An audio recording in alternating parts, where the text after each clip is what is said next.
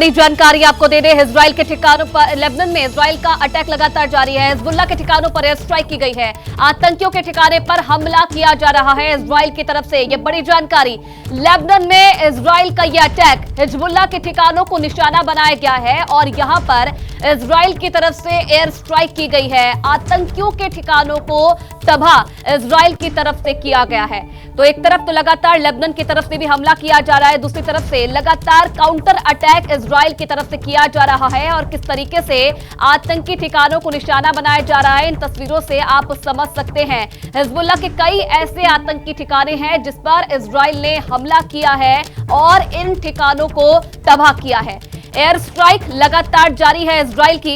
एक तरफ हमास पर लगातार हमले तेज होते जा रहे हैं, तो वहीं दूसरी तरफ हिजबुल्लाह के जो ठिकाने हैं उनको भी इजराइल की तरफ से निशाना बनाया जा रहा है, उन्हें तबाह किया जा रहा है।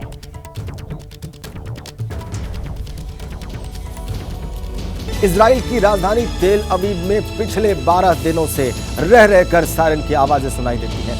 गाजा की तरफ से आने वाले रॉकेट्स की चेतावनी होते हैं ये सायरन। बीती रात भी जब बाइडेन तेल अवीव में थे, उसी बीच में गाजा से हमला बोला गया और उसके बाद चारों तरफ हड़कंप मच गया। तेल अवीव के वॉर जोन से एबीपी न्यूज के डिफेंस एडिटर आशीष सिंह की एक्सक्लूसिव रिपोर्ट हम आपके सामने रख रहे हैं।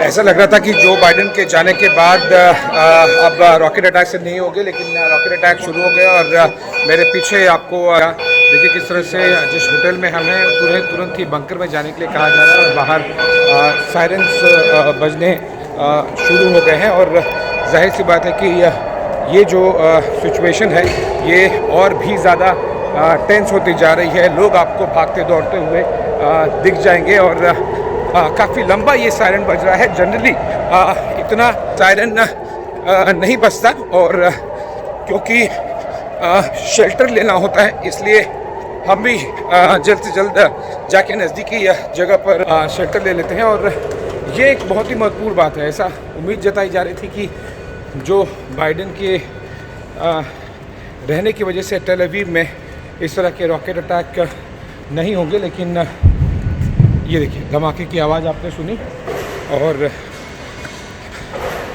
लोग अब भाग के आपको शेल्टर लेते हुए दिखाई दे। सो जो उम्मीद जताई जा रही थी कि जो बाइडेन के रहते हुए टेल अवीव में रॉकेट अटैक नहीं होंगे, ऐसा बिल्कुल भी नहीं है। हमास अब भी लगातार इजराइल को चैलेंज कर रहा है, एक तरह से चिढ़ा रहा है।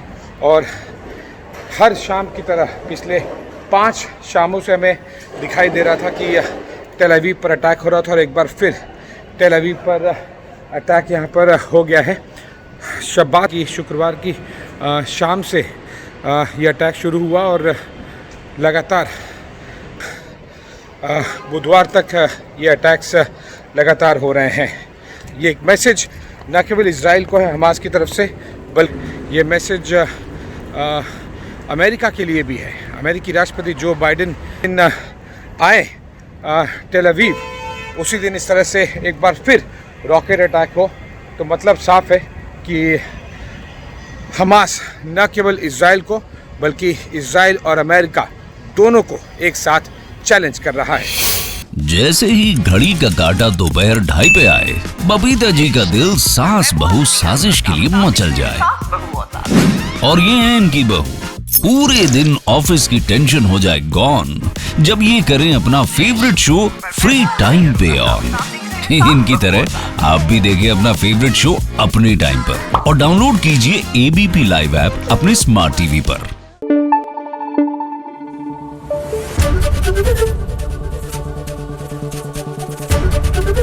एबीपी न्यूज आपको रखे आगे।